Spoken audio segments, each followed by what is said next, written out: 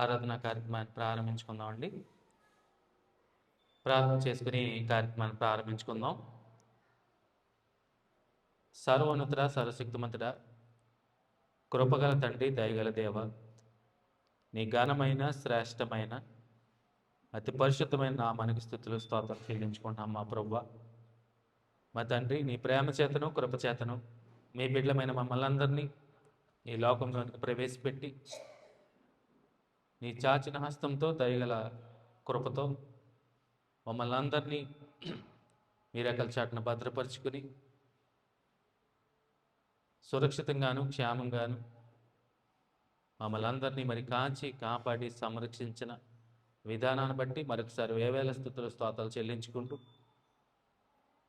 గడిచిన దినాలలోనూ మమ్మల్ని ఎంతగానో ప్రేమించి అనేకటువంటి శోధనలోంచి, కష్టాల్లోంచి, కన్నీళ్ళలోంచి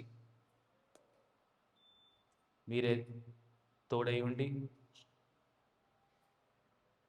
తండ్రి మమ్మల్ని సంరక్షించిన విధానం బట్టి మరొకసారి వేవేల స్తుతులు స్తోత్రాలు చెల్లించుకుంటూ ఆరాధనలో భాగంగా తండ్రి మరి ముందుగా కీర్తనలు పాడుకుని మిమ్మల్ని స్తుతించడానికి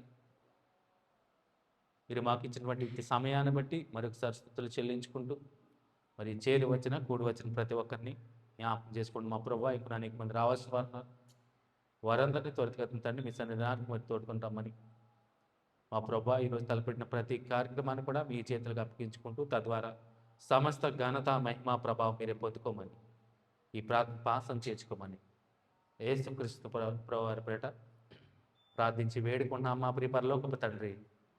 ఆమేన్. ఆరాధనలో భాగంగా ముందుగా కీర్తనలు పాడుకుని తండ్రి అని దేవుని స్తుతించుకుందామండి. ముందుగా చిన్న కీర్తన పుస్తకం నుంచి 3వ కీర్తన పాడుకుందామండి. స్తుతి యాగము చేయదము, స్తుతి గీతం పాడదము. మరి కీర్తన పాటకి మరి సిద్ధపడాలి. చిన్న కీర్తన పుస్తకం నుంచి 3వ కీర్తన, స్తుతి యాగము చేయదము, స్తుతి గీతము పాడదము. మరి కీర్తన పాడడానికి మరి సిద్ధపడి రావాలండి. స్తుతి యాగము చేయుదము, స్తుతి గీతము పాడెదము, స్తుతులందు మా యెహోవా స్తోత్రార్హుడా కనుడా. స్తుతి యాగము చేయుదము, స్తుతి గీతము పాడెదము. సర్వజగతికి కర్తవు, సర్వజనులకు తండ్రివి, సర్వజ్ఞానము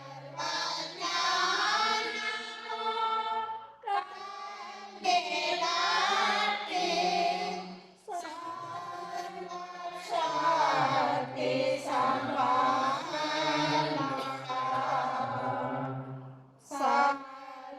సర్వజ్ఞానము కలిగినట్టి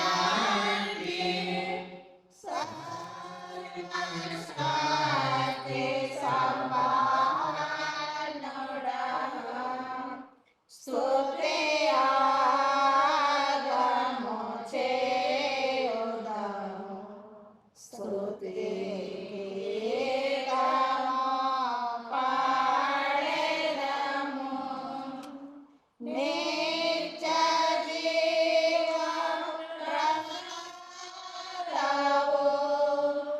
నీతి కలిగిన రాజువు, నిత్య జీవము కలిగిన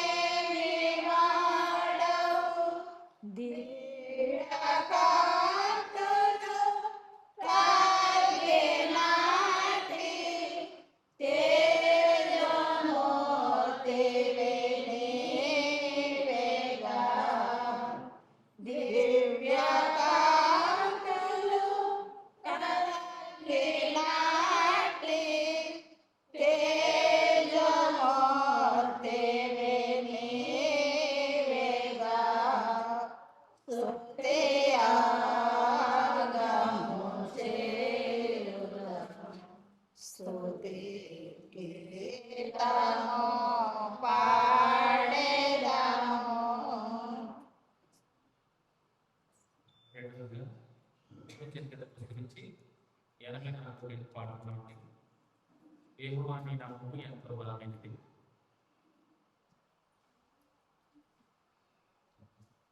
చెరకిన గురించి 84 పాడుతున్నామండి. యెహోవా నీ నామము ఎంతో బలమైనది. యెహోవా నీ నామము ఎంతో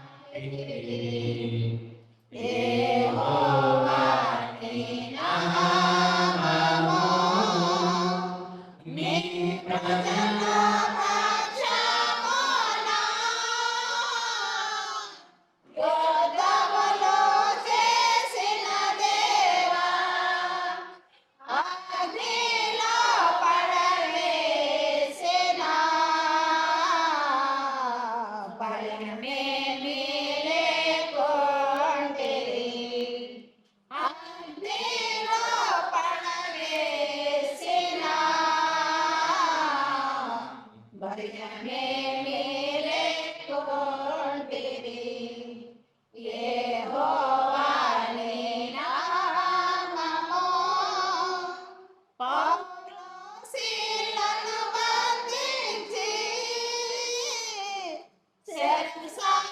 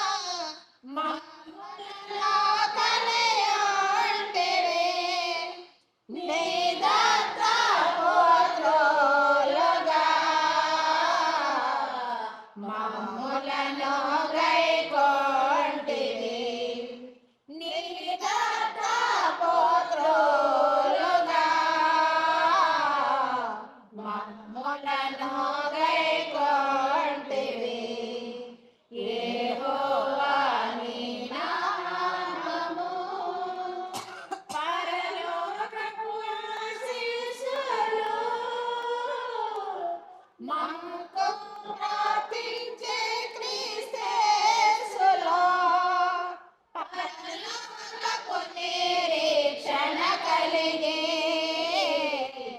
పయనెత్తుకొనే మార్గమున పరలోకపు నిరీక్షణ కలిగే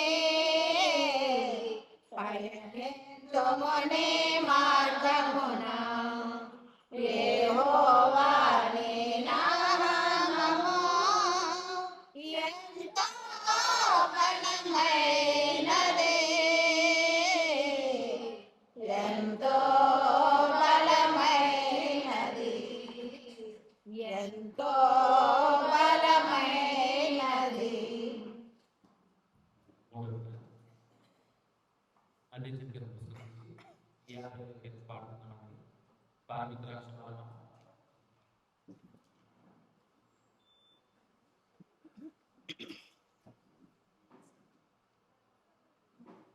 పెద్ద పుస్తకం అయితే 170 చిన్న పుస్తకం అయితే పార్మికురాక్ష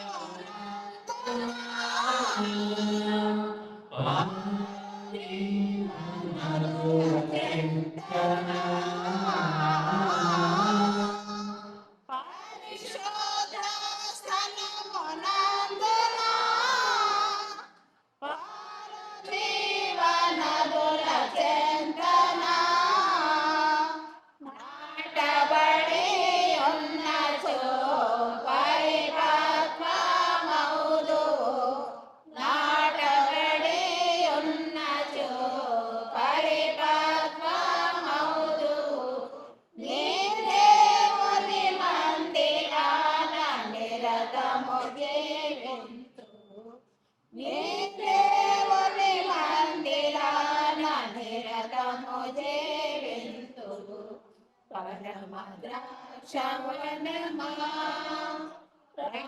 క్రీస్తుని సంగమా సారవంతమైన ఫలములో రాళ్ళేరి ఉన్న నేలలో సారవంతమైన ఫలములో రాళ్ళేరి ఉన్న నేలలో మొన్నగేచ పదలు నరికి ఉన్న తోటలో మొన్నగేచ పదలు నరికి ఉన్న తోటలో మొదమారగ పరమ తండ్రి నిన్ను పెంచెదనుమా మొదమారగ పరమ తండ్రి నిన్ను పెంచెదనుమా పరమద్రాక్షవనమా క్రీస్తుని సంగమా నిద్రించుచున్న సంగమా నీ చీకటి పారద్రోలుమా నిద్రించుచున్న సంగమా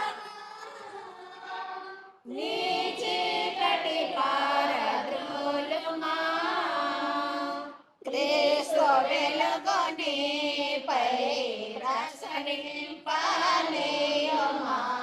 క్రీస్తు వెలుగు నీపై ప్రసరింపనీయుమా నిత్య సత్యముల వెలుగు ఫలములనందియుమా నిత్య సత్యముల వెలుగు ఫలములనందియుమా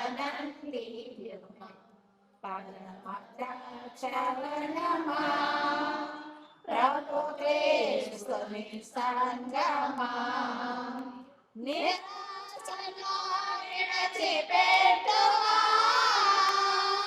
కృపా సాగరమున చేరుమా నిరాశను విడిచిపెట్టుమా కృపా సాగరమున చేరుమా విశ్వాస ప్రేమలను కవచముగా ధరించుమా విశ్వాస ప్రేమలను కవచముగా ధరించుమా నేతిరాజు యేసు తోడ నిరతము జీవించుమా నేతిరాజు యేసు తోడ నిరతము జీవించుమా పరమ ద్రాక్షవనమా ప్రభు క్రీస్తుని సంగమా చివరిగా అదే చిరిగల గురించి 91 పాడుతున్నట్టు సియోను పాటకు సంతోషముగా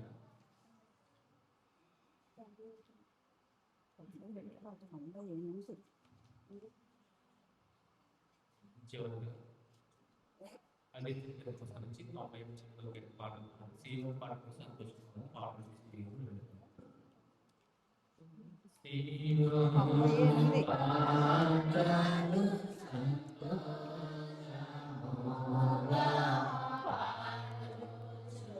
సియోను వెళ్ళుదాము సియోను పాటల సంతోషముగా పాడుచు సియోను వెళ్ళుదాము లోకాన శాశ్వతము ప్రవేదియు లేదని చెప్పిన ప్రియుడేసు పొందవలేని లోకమునందు కొంతకాలమేనో శ్రమలు పొందవలేని లోకమునందు కొంతకాలమేనో శ్రమలు సియోను పాటలు సంతోషముగా పాడుచు సియోను వెళ్ళుదాము ఐగుప్తును విడచినట్టి మీరు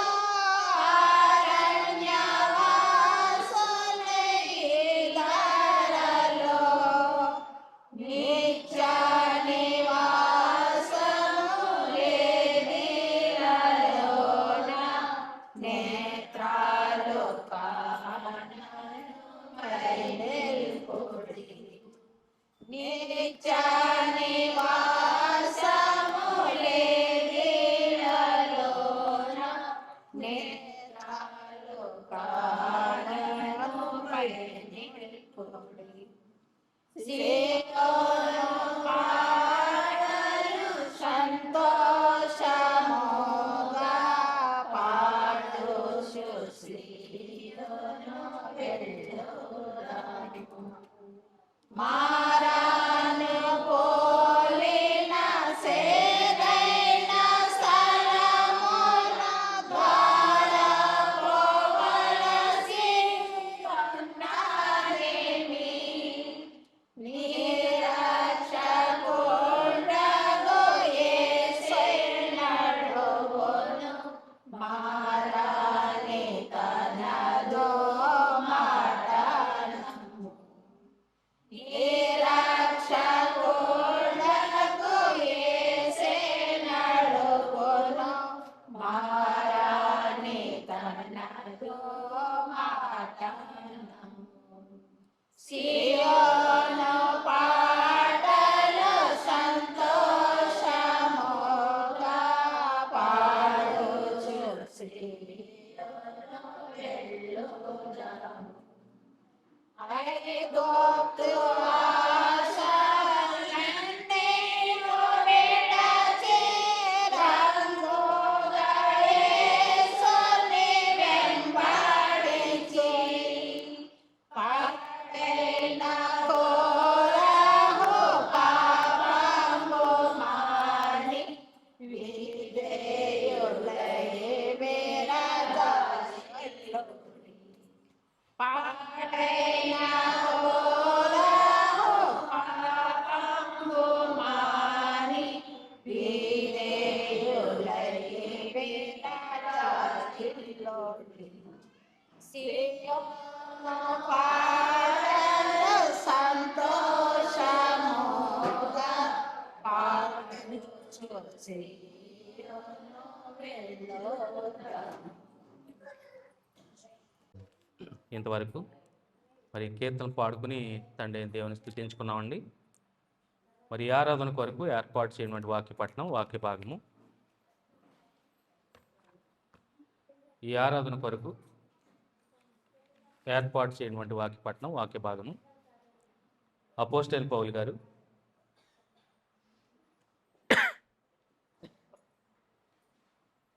ఈ ఆరాధన కొరకు ఏర్పాటు చేయబడినటువంటి వాక్యపట్నం వాక్య భాగము అపోస్టల్ పౌలు గారు ఎఫెసీయులకు రాసినటువంటి పత్రిక ఈ ఆరాధన కొరకు ఏర్పాటు చేయటువంటి వాక్యపట్నం వాక్య భాగము అపోస్టల్ పౌలు గారు ఎఫెసీయులకు రాసినటువంటి పత్రిక 3వ అధ్యాయము. మరి లేఖన భాగాన్ని మన మధ్య ఉన్నటువంటి మరి నాథన్ గారు చదువుతారా? చదవరా? ప్రసాద్ గారు చదువుతారా? ఎఫెసీయులకు రాసిన పత్రిక 3వ అధ్యాయము 5, 6 వచనాలు, 2 వచనాలు మరి మన మధ్య ఉన్నటువంటి ప్రసాద్ గారు చదివి వినిపిస్తారండి. 3వ అధ్యాయము 5, 6 వచనాలు, 2 వచనాలు. 5, 6, 2 వచనాలు. 5, 6.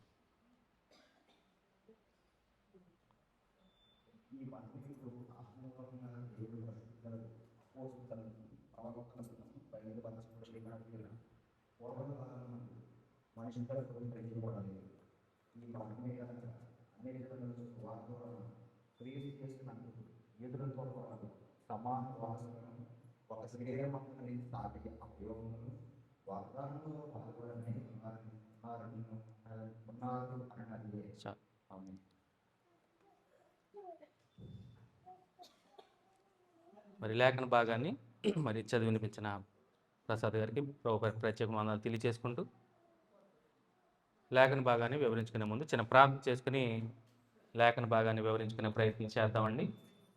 ప్రార్థన చేసుకుందాం. పరిశుద్ధుడా పరమ తండ్రి, నీ ఘనమైన శ్రేష్టమైన అతి పరిశుద్ధమైన నామానికి స్తుతులు స్తోత్రాలు చెల్లించుకున్నాం మా ప్రభువా. మరి ఇంతవరకు మరి కీర్తనలు పాడుకుని మిమ్మల్ని స్తుతించుకున్నాం మా ప్రభువా. మరి ఈ సమయంలో వాక్యం ద్వారా మిమ్మల్ని ఘనపరచడానికి, కీర్తించడానికి, మహిమపరచడానికి తండ్రి మరి వాక్యం ద్వారా మీరు మాతో మాట్లాడి శ్రేష్టమైన సంగతులు తండ్రి మరి బోధించుండగా మీ యొక్క ఆత్మ సహాయాన్ని మా అందరికీ అనుగ్రహించి మరి శ్రేష్టమైనటువంటి సత్యవాక్యాన్ని హృదయంలో భద్రపరుచుకుని తద్వారా ఆత్మీయంగా ఫలించడానికి ఈ యొక్క కృపను ప్రేమను అనుగ్రహించి నడిపించుమని ఈరోజు తలపెట్టిన ప్రతి కార్యక్రమాన్ని కూడా మీ చేతులుగా అప్పగించుకుంటూ ఈ ప్రార్థన పాసం చేసుకోమని యేసుక్రీస్తు ప్రవర్పట ప్రార్థించి వేడుకుంటున్నాం మా ప్రియపాల్లో కృప తండ్రి. రైట్. ముందుగా ఈ సమయాన్ని నాకు అనుగ్రహించినటువంటి తండ్రి అయిన దేవునికి, కుమారుడినటువంటి యేసుక్రీస్తు ప్రవర్పట మరి చేరువచ్చిన కూడి వచ్చిన ప్రతి ఒక్కరు కూడా మరి శుభావందన తెలియజేస్తానండి. దేవుని యొక్క మహాకృపను బట్టి 2026 సంవత్సరంలో అప్పుడే ఒక నెల ఏమైంది, వెళ్ళిపోయింది. 12 నెలల్లో ఒక నెల గతించిపోయింది. సో ఏదేమైనా కానీ దేవాది దేవుడు ఆయన కృపలోను ప్రేమలోను మరి ప్రతి సమయంలోనూ ప్రతి నిమిషంలో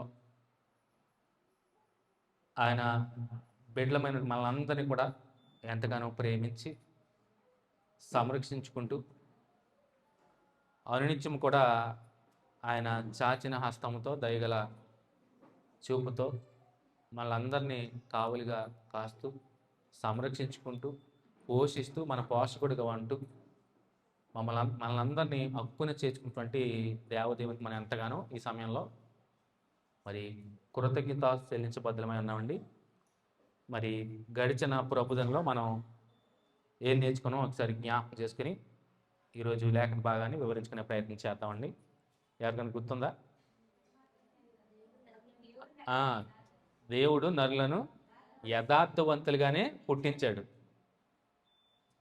గడిచిన వారం చాలా మందికి బాగానే అర్థమై ఉంటుంది బహుశా, అవునా? ప్రతి ఒక్కరు తెలుసుకోవాల్సిన విషయం. దేవుడు మానవుల్ని అంటే మనందరినీ కూడా ఎలా పుట్టించాడు? ప్రారంభంలో తల్లి గర్భంలోంచి యథార్థవంతులుగానే పుట్టించాడు. అందరూ యథార్థవంతులు. కానీ ఎక్కడ వస్తుంది? మనం 3 సందర్భాల్లో ఆ గాని అని మనం ప్రత్యేకించి అక్కడ ఆగాం మనం, అవునా? అక్కడ ఎక్కడ ప్రాబ్లం వస్తుందో అక్కడే మనం వివరించుకున్నాం, అవునా? ఎందువల్ల? మొదట మనిషి యథార్థవంతుడిగానే పుడుతున్నాడు. కానీ ఏం చేస్తున్నాడు తర్వాత? తన సొంత మార్గాల్ని ఏర్పరచుకుంటున్నాడు.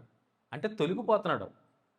దేవుడు అసలు భూమి మీదకి రప్పించాలని ఆయన సంకల్పంలోనే మనం ఈ భూమి మీదకి రావాలనే ఆలోచన ఎప్పటిదే? జగత్తు పునాది వేయబడక మునిపే ఆయన చిత్తంలో మనం అందరం ఉన్నాం. అంటే ఇంకా నువ్వు ఈ భూమి మీదకి పడక మునిపే ఆయన చిత్తంలో నువ్వు ఉన్నావు కనుకనే ఈ భూమి మీదకి ప్రవేశిస్తున్నావు. అదే విషయాన్ని మనం జ్ఞాపకం చేసుకున్నాం. అలాగ భూమి మీదకి వచ్చిన ప్రతి ఒక్కరు కూడా యథార్థవంతులుగానే వస్తున్నారంట. కానీ వారు వివిధమైనటువంటి తంత్రములు అంటే సొంత మార్గాలను కల్పించుకుని త్రోవ తప్పుతున్నారు. సో యథార్థత అనగానే మనకు వెంటనే యోబు గారిని జ్ఞాపకం చేసుకున్నాం. అలాగే ఇంకా చాలా విషయాలు. ఒక చక్కటి ఉపమానం గురించి మనం గోధుమలు గురుగులు.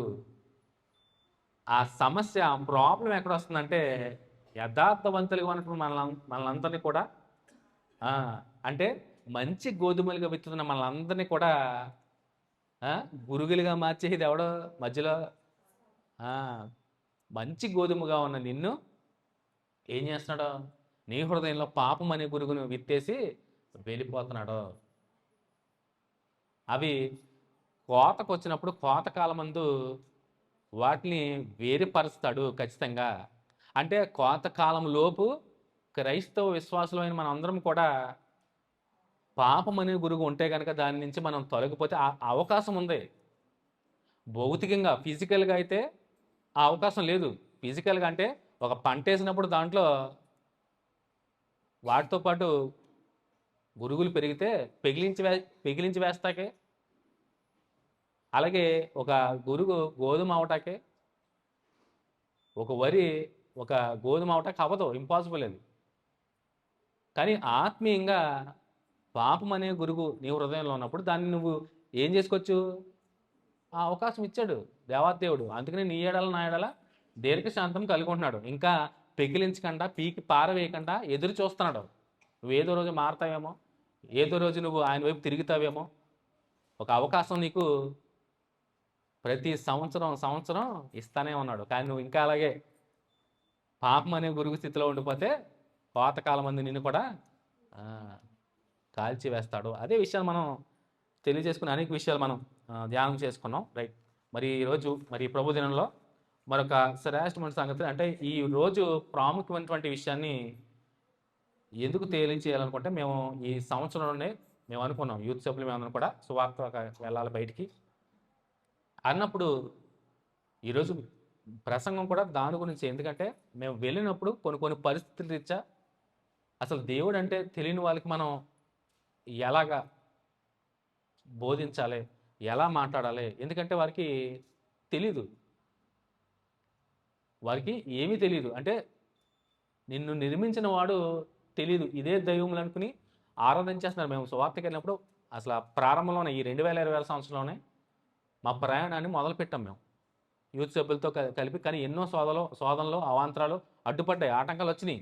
అసలు ఆగిపోద్దామని ఇంకా ఆగిపోదామని ఫిక్స్ అయిపోయాం మొత్తం. కానీ ఏదైనా కానీ ప్రార్థనాపూర్వకంగా ఇక్కడే బయట కుర్రోళ్ళతో చక్కగా ప్రార్థన చేసుకుని ఏదైనా కానీ వెళ్ళిపోవాలి. ఈ సంవత్సరంలో ఏ ఆటంకం వచ్చినా ఎంతమంది ఉంటే అంతమందితో వెళ్ళిపోవాలి బయటికి. వెళ్ళిపోయి ఖచ్చితంగా సువార్తను ప్రకటించాలని మొత్తం సదిరేసుకున్నాం.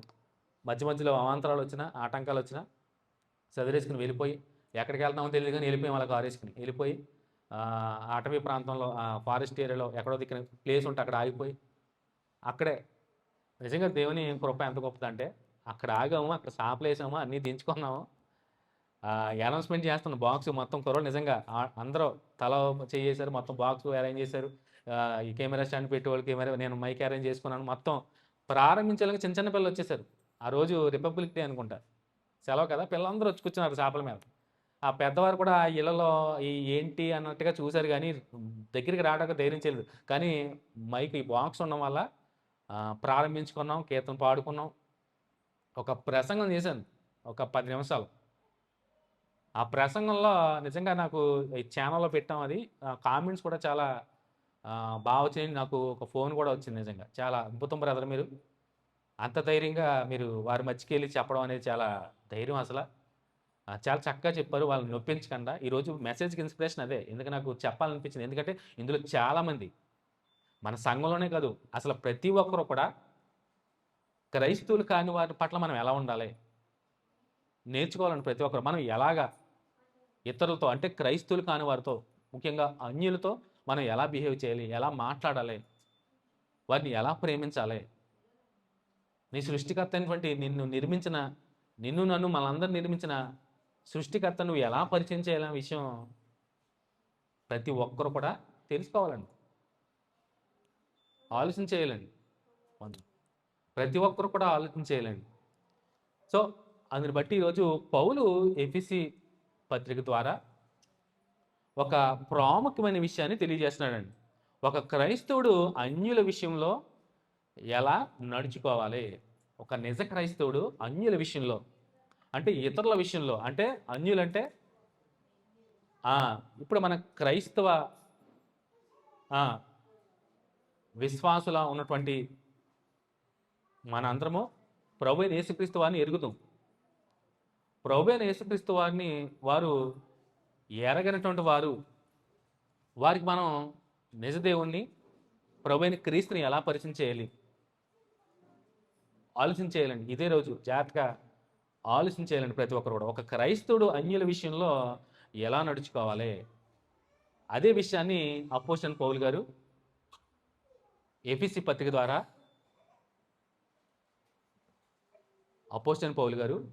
ఎఫెసీ పత్రిక ద్వారా చక్కటి విషయాలు. ముందుగా చదవబడిన లేఖన భాగంలో ఈ 2 వచనాల్లో మనం చదివితే అర్థమవుతుంది. కానీ 3వ అధ్యాయము ప్రారంభం నుంచి ఆయన ఏం చెప్తున్నాడో ఈ 3వ అధ్యాయంలో మనం ఒకసారి జ్ఞాపకం చేసుకుందాం. చూడండి, ప్రారంభంలో ఏం చెప్తున్నాడో, ఈ హేతువు చేత అన్యజనులైన మీ నిమిత్తము. చూడండి, ఎవరి నిమిత్తం అంట? ఇక్కడ అన్యులంటే ఎవరు? దేవుని ఎరిగినటువంటి వారు, ముఖ్యంగా ప్రభు అయిన క్రీస్తుని ఎరగినటువంటి వారు. అవునా? అసలు దేవుడు అంటే తెలియనటువంటి వారి గురించి అపోస్తలుడైన పౌలు ఈ 3వ అధ్యాయంలో ప్రారంభంలో మాట్లాడుతున్నాడు. జాగ్రత్తగా అబ్జర్వ్ చేయండి. ఈ హేతువు చేత అన్యజనులైన మీ నిమిత్తము క్రీస్తు యేసు యొక్క ఖైదీనైన పౌలను నేను ప్రార్థించుచున్నాను. ఒకసారి ఆలోచించాలండి. ఈ హేతువు చేత అన్యజనులైన మీ నిమిత్తము క్రీస్తు యేసు యొక్క ఖైదీనైన పౌలను నేను ప్రార్థించుచున్నాను. ఎవరి కోసం ప్రార్థిస్తున్నాడు పౌలు? అన్యజనుల కోసం. అసలు అన్యజనుల కోసం ప్రార్థించడం ఏంటి పౌలు? ఆలోచన చేశారా? ఒకసారి ఆలోచన చేస్తే వారి గురించి పౌలు అసలు ఎందుకు ఆలోచన చేయాలి? అసలు దేవుని ప్రణాళిక అది కదా. అందుకనే ఇప్పుడు చదవబడిన లేఖన భాగంకి వద్దాం. చూడండి, ఈ మర్మం ఇప్పుడు ఆత్మ మూలముగా దేవుని పరిశుద్ధులకు అపోస్తలులకు ప్రవక్తలకును బయలుపరచబడి ఉన్నట్టుగా పూర్వకాలమందు మనుషులకు తెలియపరచబడలేదు. ఈ మర్మం ఏంటంటే, పూర్వము ఏమైందంట? దేవాది దేవుడు ఎవరికి తెలియజేశాడంట? అపోస్తలులకును ప్రవక్తలకును బయలుపరచబడి ఉన్నట్టుగా వారికి మాత్రమే తెలుసు దేవుని ప్రణాళిక. ఖచ్చితంగా బయలుపరిచినట్లుగా పూర్వకాలమందు మనుషులకు తెలియపరచబడలేదు. పూర్వకాలం ఎవరున్నారో రెండే రెండు ఉండే. ఆ ఒకటి యూదు మతము, అంటే యోధా గోత్రం, అంటే యూదులు అంటే ఇజ్రాయేలీలు ప్రత్యేకింపబడినటువంటి జనాంగం. వారి తర్వాత ఇంక ఇద్దరేనండి, ఇజ్రాయేలీలు, ఇంకొకరు అన్యులు. అంటే ఒక ఇజ్రాయేలీలు కాని వారందరూ కూడా రెండే ఉండి. యోధా మతం అంటే దేవుడు ఏర్పరచుకున్నటువంటి జనాంగం వారు. వారి కాని ప్రతి ఒక్కరు కూడా, ఇజ్రాయేలీయుడు కానివాడు ప్రతి ఒక్కడు కూడా అన్యుడే. ఎప్పుడిది? పూర్వకాలమందు. సో ఆ పూర్వకాలమందు ఆ జనాంగానికి దేవుడు, మీరు ప్రత్యేకింపబడినటువంటి జనాంగము, మీరు వేరే, ఎవరికి వేరే ఉండాలి? అన్యులకు వేరే ఉండాలి. వారితో మీరు ఎట్టి పరిస్థితుల్లో కూడా కలవకూడదు. ఈవెన్ వారి స్త్రీలను కూడా వివాహం చేసుకోవడం, అన్య స్త్రీ వివాహాలనే నిషిద్ధం ధర్మశాస్త్ర ప్రకారం. అన్యులు వివాహం చేసుకోకూడదు. నేను చెప్పాను ఎజ్రా పత్రిక, ఎజ్రా గ్రంథంలోను, నెహెమ్యా గ్రంథంలో కూడా చెప్పాను. ఎజ్రా అయితే అన్య స్త్రీలు వివాహం చేసుకున్నందుకు ఎజ్రా వస్త్రాలు చింపుకున్నాడు. ఎందుకంటే ధర్మశాస్త్రం ఖండిగా చెప్పింది చేసుకోకూడదు అని. సో ఈ పూర్వకాలం మందు దేవుడు వారికి ఖండితంగా చెప్పాడు, మీరు వేరే ఉండాలి. అందుకని వేరే మీకు ఒక ధర్మశాస్త్రాన్ని, ఒక చట్టాన్ని మీకు ఇస్తున్నాను, దానికి అనుగుణంగా మీరు నడవాల్సిందే. 10 ఆజ్ఞలు అనుగ్రహించి దేవుడు ఇచ్చాడు. టర్మ్స్ అండ్ కండిషన్స్ పెట్టాడు, ఆజ్ఞలు ఇచ్చాడు. వాటిని మీరితే పాపం అని తెలియజేశాడు. ఆజ్ఞాతిక్రమమే పాపం అని చెప్పాడు.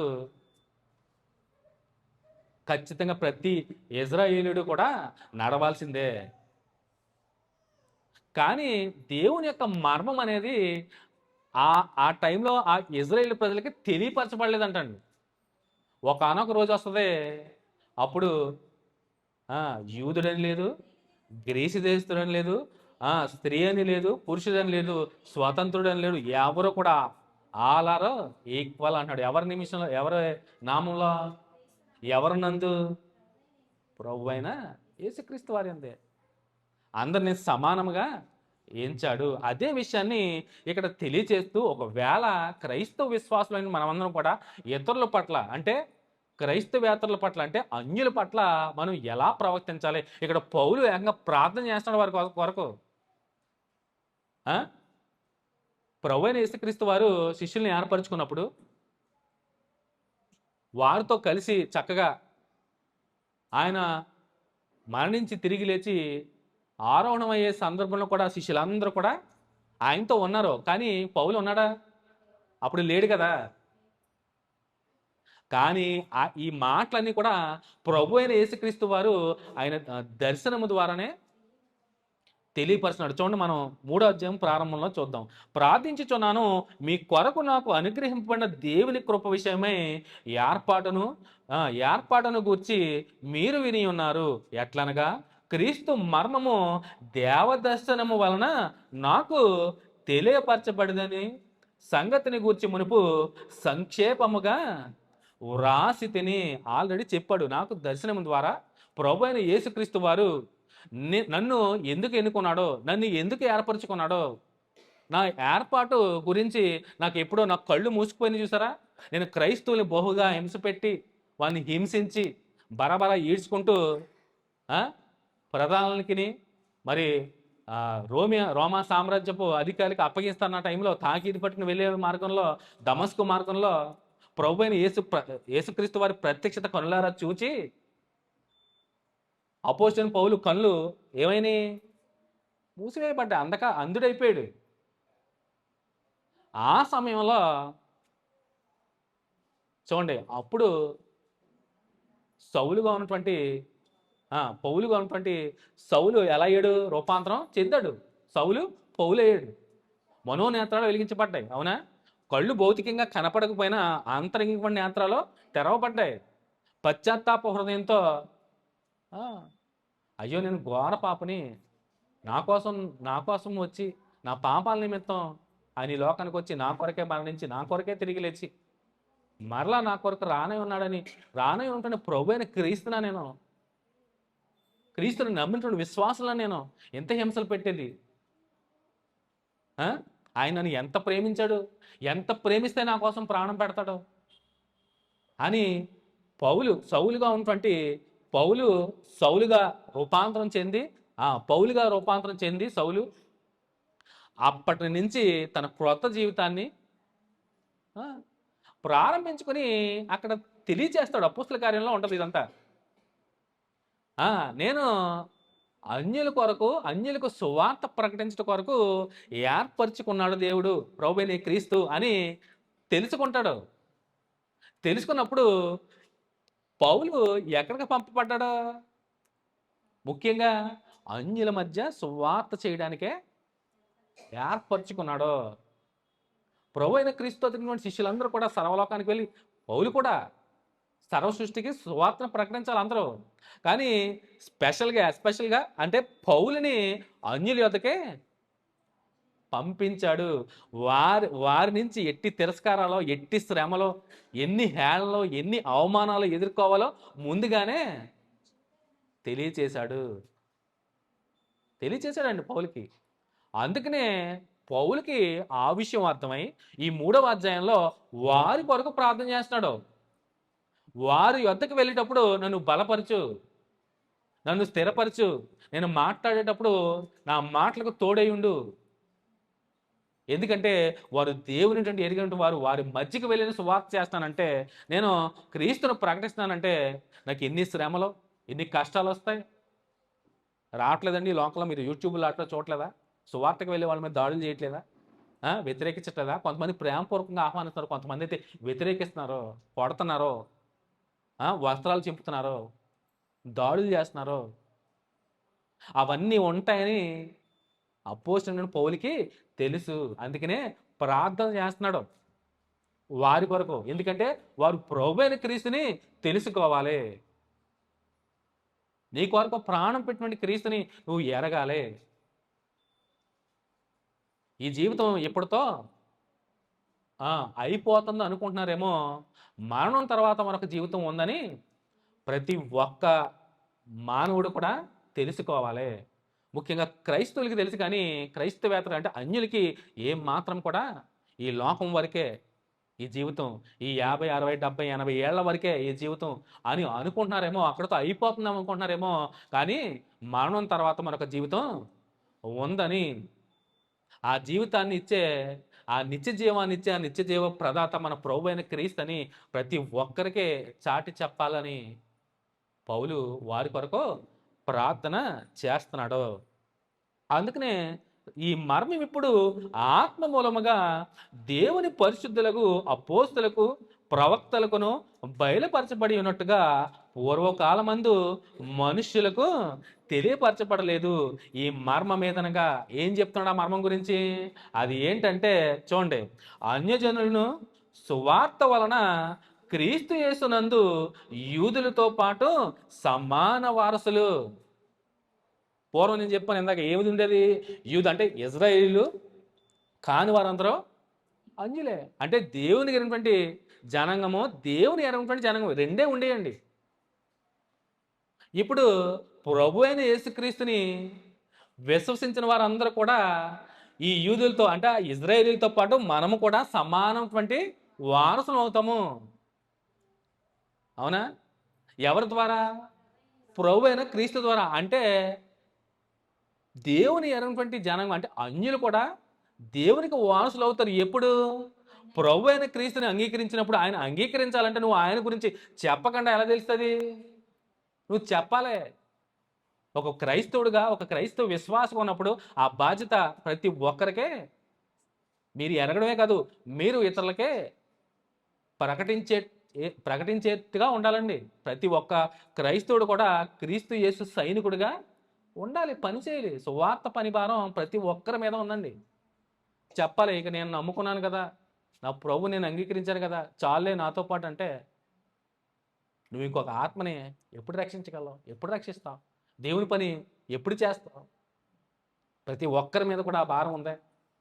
నువ్వు ఎంతమందికి నువ్వు క్రీస్తుని గురించి చెప్పావు? ఎన్ని ఆత్మలను రక్షించావు?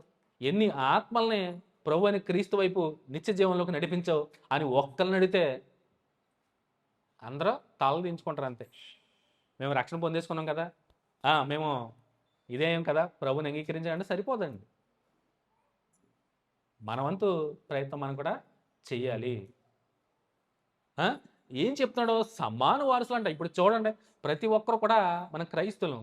మనం అన్యుల్ని కొన్ని కొన్ని విషయాల్లో వ్యతిరేకిస్తూ ఉంటాం, కానీ వారు కూడా దేవుని జనాంగము, వారు కూడా దేవుని పిల్లలని చెప్తున్నాడు. ఎవరి మూలంగా, ఎవరి ద్వారా? ప్రభు అయిన క్రీస్తు ఆయన మరణం ద్వారా ఈ పాతది అంటే ఆ పూర్వకాలము అంటే ఆ అనాది కాలంలో ఇవ్వబడినటువంటి ఆ ధర్మశాస్త్రము ఏమైంది? పాతకెళ్ళిపోయింది. అది కొట్టివేయబడింది. అది క్రీస్తునందు ఎప్పుడైతే ఆయన మరణించినప్పుడు దేవాలయపు తెర అడ్డంగా చినిగిపోయిందో అప్పుడు ప్రవేశము అందరికీ కూడా కలిగింది. ఒక యూదులే కాదు, ప్రతి ఒక్కరూ కూడా దేవుని చెంతకు రావడానికే ఆయన మార్గం ఏర్పరిచాడు. అంతకుముందు కొంతమందికే లోపలికి ప్రవేశం, దేవాలయంలో ప్రవేశం ఎవరికే? కొంతమందికే. దేవుని జనాంగం వరకే ఆ ప్రాంగణంలోకి రానిచ్చేవారు, అంతే. ఇంకా ఎవ్వరు కూడా నిషిద్ధం వెళ్ళకూడదు. ఈ స్టిల్ ఇప్పుడు కూడా తెలుసండి మీకు, ఇక్కడ ఇజ్రాయెల్ దేశంలో ఉంది యెరూషలేము యాత్రలకు వెళ్తారు చూసారా, దాంట్లో కొన్ని కొన్ని ప్లేసులకి వారు తప్ప ఎవరు వెళ్ళలేరు. క్రైస్తవులకి యూదులకి పర్మిషన్ ఉన్నట్టుంది, కానీ ముస్లిమ్స్కి ఎవరు ఖచ్చితంగా వారు రానవరు. ఇప్పటికీ స్టిల్ అమల్లో ఉంది అది చట్టం, వాళ్ళు పెట్టుకున్నారు. అస్సలు అడుగు పెట్టకూడదు, అడుగు పెట్టారా యుద్ధమే. వాళ్ళ ప్లేస్లోకి వీళ్ళు వెళ్ళకూడదు, వెళ్తే యుద్ధమే. మధ్యలో గోడ ఉంటుంది, ఆ గోడ కోసమే తిప్పలేయండి. పవిత్రమైన స్థలంగా ఇటు ముస్లిమ్స్, ఇటు క్రైస్తవులు, ఇటు యూదులు మధ్యలో గోడ, ఆ గోడ దగ్గరికి వెళ్ళి ఆ గోడ కోసమే. ఆ చిన్న ప్లేస్ మా అయితే ఎంత ఉంటుందంటే ఈ ప్రాంగణం, ఆ గ్రౌండ్ అంత ఉంటుందేమో. ఆ స్థలం కోసమే పెద్ద పెద్ద ప్రపంచ యుద్ధాలు జరిగినాయి. మీరు నమ్మరు నిజంగా. ఇప్పుడు యుద్ధాలు ఇరాన్, ఇరాక్ ఇవన్నీ కొట్టుకుంటున్నాయి, ఇజ్రాయెల్ దేశాలు కొట్టుకుంటున్నాయంటే దానికోసమే. దానికోసం ఇంకేమీ లేదండి. మాదంటే మాది అది. కానీ అందరికీ దేవుడు ఒక్కడే. అక్కడ యూదులు కూడా యెహోవా దేవుని, క్రైస్తులు కూడా తండ్రి అయిన దేవుని, ఆయన పంపినటువంటి ప్రభు అయిన క్రీస్తుని విశ్వసిస్తారు. ముస్లిమ్స్ కూడా యెహోవా దేవుని ఆరాధిస్తారు. కానీ ఒక్కరినే, కానీ భేదాభిప్రాయాలు ఏర్పరచుకున్నారు. ఎవరు ఏర్పరచుకున్నారు? మనమే ఏర్పరచుకున్నాం. కానీ క్రైస్తవులు అంటే మనం కూడా ముఖ్యంగా ప్రేమించవలసింది ఎవరిని? ఇప్పుడు మనం ప్రేమించుకుంటే ఏమైనా ఉందండి? అవునా? ఒక క్రైస్తవుడిని ప్రేమిస్తే దాంట్లో గొప్పతనం ఏముంది? ఈ నా మాటలు కాదు, ప్రభు అయిన యేసుక్రీస్తు వారు మత్తయి సువార్తలో అద్భుతంగా చెప్తాను నిజంగా మాటలు. అవ్వన్నా మనం తెలుసుకుని కళ్ళు తెరుచుకోవాలి. అసలు నువ్వు ప్రేమించుకుంటే, నీ పక్కోడిని, నీ బంధువుని, నీ సహోదరిని ప్రేమించుకుంటే దానికి విలువేంటి? చూడండి, మత్తయి సువార్తలో అద్భుతమైనటువంటి మాటలు ప్రభు అయిన క్రీస్తు వారు మాట్లాడతారు. మత్తయి సువార్త 5వ అధ్యాయము, మత్తయి సువార్త 5వ అధ్యాయము,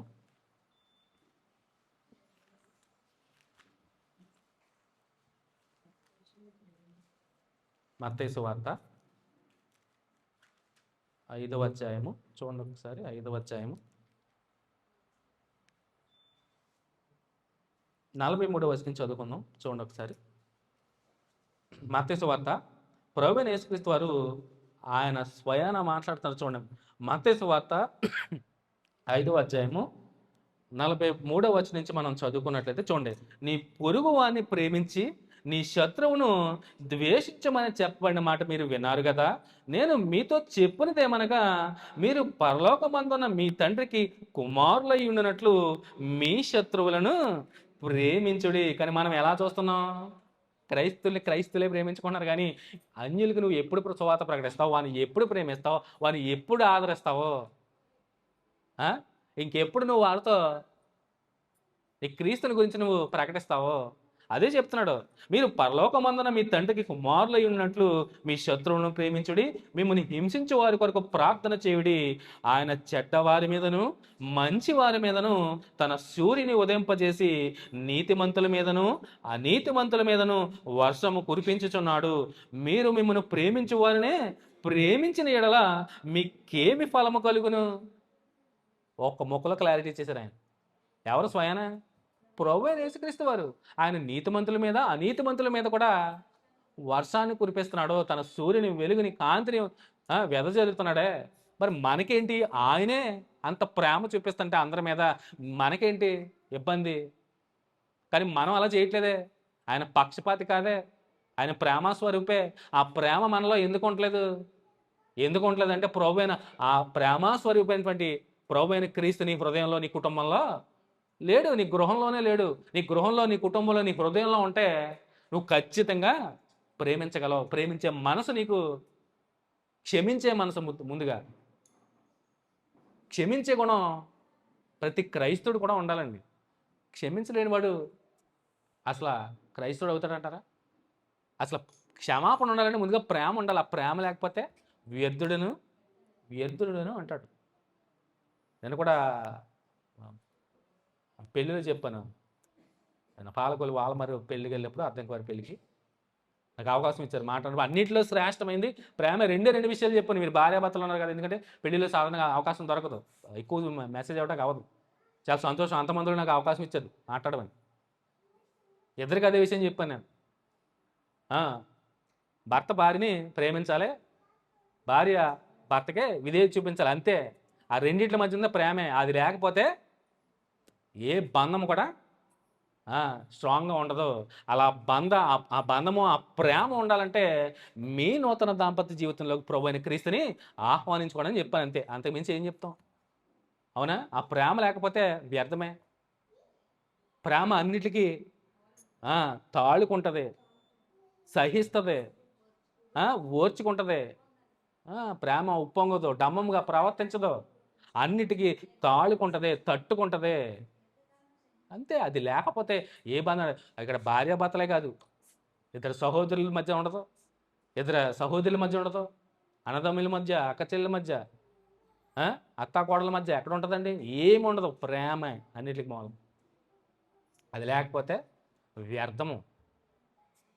సో అలాంటి ప్రేమ ప్రభు అయిన యేసుక్రీస్తు వారు చూడండి ఎంత చక్కగా చెప్తాను. నిజంగా నిన్ను నువ్వే ప్రేమించుకుంటే, నీ బంధువులనే ప్రేమించుకుంటే ఏం ఉపయోగం? నీ తోటి వారినే ప్రేమించుకుంటే ఏం ఉపయోగం? అదే చెప్తున్నాడు ఆయన, అద్భుతంగా చెప్తున్నాడు మత్తయి సువార్తలో. ఆయన మంచివారి మీద చెడ్డవారి మీద కూడా వర్షాన్ని కురిపిస్తున్నాడే, తన సూర్యుని ఉదయింపజేస్తున్నాడే. మిమ్మల్ని ప్రేమించిన వారినే ప్రేమించినాడు, మీకు ఏమి ఫలం కలుగును? సుంకరులను అలాగూ చేస్తున్నారు కదా, మీ సహోదరులకు మాత్రము వందనము చేసిన ఎడల మీరు ఎక్కువ చేస్తున్నదేమి? అన్యజనులను చూడండి, ఇక్కడ అన్యజనుల గురించి మాట్లాడుతున్నాడు. మళ్ళీ ఇక్కడ ఎవరు మాట్లాడుతున్నారు? ఎవరు మాటలు? ప్రభు అయిన క్రీస్తు మాటలు. ఇక్కడ అన్యజనుల గురించి మాట్లాడుతారు. చూడండి, అన్యజనులకును అలాగూ చేయుచున్నారు కదా, మీరు వారికి కూడా అలాగే చేస్తున్నారు కదా. నిన్ను సృజించిన, మనందరినీ సృజించిన దేవాతి దేవుడే క్షమిస్తున్నాడు కదా, అందరినీ చూస్తున్నాడు కదా సమానంగా. మీరు అంజుల్ని ప్రత్యేకంగా చూడటం ఏంటి? నాకు లేని ఇబ్బంది మీకు ఏంటి అన్నాడు ఆయన. నేనేమని చెప్పానా? పూర్వం చెప్పాను, అందుకనే పూర్వం వారికి చెప్పలేదు కనుకనే మీరు ప్రత్యేకంగా జనాంగం అన్నాము.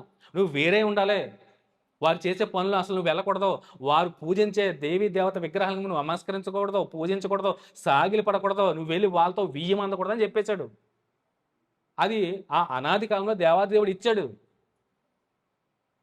ఈ మర్మం గురించి మాత్రం తెలియదు, కానీ కేవలం ప్రవక్తలకని అపోస్తులకు మాత్రమే ఈ మర్మము తెలుసు. ఆ మర్మము ఇప్పుడు చెప్తున్నాను. అదే ఈరోజు లేఖన భాగం. ఈరోజే చెప్తున్నాడు పౌలు ఈ లేఖన భాగం ద్వారా. ప్రతి ఒక్క క్రైస్తవ విశ్వాసి కూడా తెలుసుకోవాలండి. ఈరోజు ఇలాంటి మనస్తత్వం గల వారు ఏమైనా ఉంటే ప్రారంభించండి. ప్రభు అయిన క్రీస్తుని మనకు మనం చెప్పుకుంటే అవదండి. ఇప్పుడు క్రీస్తు గురించి నాకు తెలుసు, నువ్వు మళ్ళా వచ్చిన నువ్వు నాకు ప్రభు అయిన క్రీస్తు గురించి నాకు చెప్తే ఉపయోగం ఏంటి? అవునా?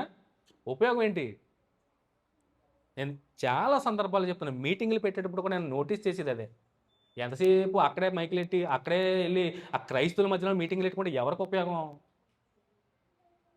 వాళ్ళు చేస్తున్నారా? ఆలోచన చేస్తున్నారా? ఇప్పుడు మన సంస్థ కూడా ఉంది. మన సంస్థలో మ్యాక్సిమం చాలా చర్చలు ఉన్నాయి. ఒకే ప్రాంతంలో అందరూ ఇలా అక్కడే మీటింగ్లు ఎవరికి చెప్తున్నారు సువార్త? వాళ్ళకే చెప్పుకుంటే ఉపయోగం ఏంటి? సువార్త తెలియనోడికి చెప్తే అది బాగుంటుంది నిజంగా. అక్కడ అందరికీ తెలిసే, అక్కడ వచ్చేదందరూ కూడా విశ్వాసులేనే. అవునండి, మన గ్రామంలో చర్చలు లేవా, సంఘాలు లేవా? అందరికీ తెలుసు, ప్రభువైన క్రీస్తు తెలుసు, తండ్రి తెలుసు, కుమారుడు తెలుసు, పరిశుద్ధాత్మ గురించి తెలుసు, అన్నీ తెలుసు మనకి. నువ్వు మీటింగ్ పెట్టి ఏం చెప్తున్నావు? ఎవరికి చెప్తున్నావు? నేను పెట్టాలని పెట్టేయచ్చండి, కానీ నాకు నాకు అవసరం లేదనిపించింది మీటింగ్ పెట్టాలని ఎంతసేపు. అవునా?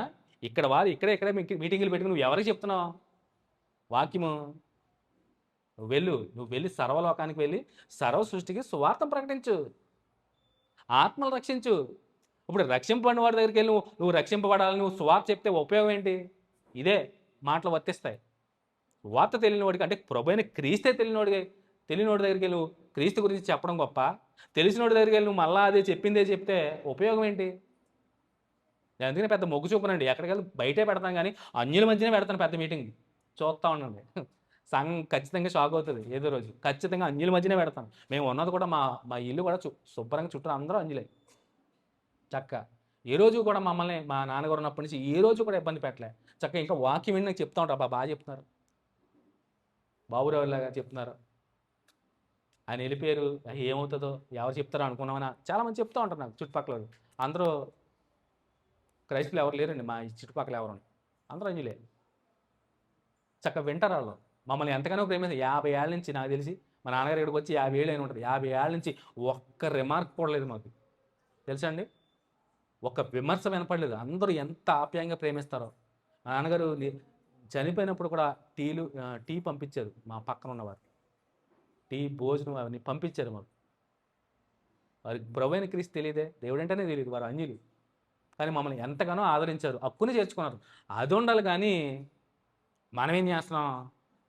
వాళ్ళ దగ్గరికి వెళ్ళి మా దేవుడు గొప్పవాడు, మీ దేవుడు గొప్పవాడు కాబట్టి ఎవరికైనా ఖచ్చితంగా ఇప్పుడు దాడులు చేస్తున్నారంటే ఈ ఈ వాక్యం సరిగా అది చెప్పనటువంటి వారి వల్ల వచ్చిందండి ఇబ్బంది. నువ్వు వెళ్ళి డైరెక్ట్గా వెళ్ళి నీ దేవుడు అలాంటోడు ఇలాంటోడు అంటే వారు కోపం వస్తుంది ఎవరికైనా. అదే మాట మనల్ని అంటే ఇప్పుడు అలా చెప్పేవాళ్ళు ఉన్నారు కాబట్టి వాళ్ళు విద్వేషాలు రెచ్చగొడుతున్నారు తప్పితే ఏమీ లేదు. నిజంగా పౌలు ప్రేమపూర్వకంగానే చెప్పాడు అన్నీ. ఇలాంటి బోధ అపోస్తల బోధే ఉండాలండి, అంతేనా? అందరూ వెళ్ళి నేను చూడండి యూట్యూబ్ ఛానల్లో ఉంది, మేము బయట సువార్తకి వెళ్ళినప్పుడు నేను మాట్లాడిన ప్రతి మాట కూడా దానికి చాలామంది నాకు కామెంట్ చేశారు. నిజంగా ప్రతి మాట కూడా, ఎందుకంటే ఈ లోకంలో దైవములు అనబడేటివని ఎన్నో ఉన్నను, అంతకు మించి శ్రేష్టమైనటువంటి దేవాదేవుడు, సృష్టికర్త దేవాదేవుడు ఒకడు ఉన్నాడు అని అంటాడు పౌలు గారు. నా మాటలు కూడా కాదు. ఈ లోకంలో అనేకమైనటువంటి దేవతలు అనబడిన ఉన్నను అని పౌలే చెప్తున్నప్పుడు అవన్నీ ఎక్కడి నుంచి వచ్చినాయి తర్వాత విషయం. అపవాదిగాడి కల్పితాలని మనందరికీ తెలిసిందే, అవునా? ఉన్నను అంటూనే చక్కగా చెప్తాడు. చూడండి ఒకసారి, చూడండి ఒకసారి.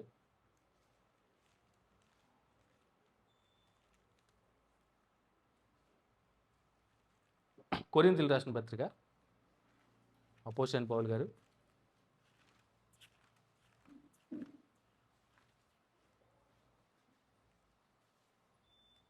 పౌలు గారు కొరింథీయులకు రాసినటువంటి పత్రిక చూడండి.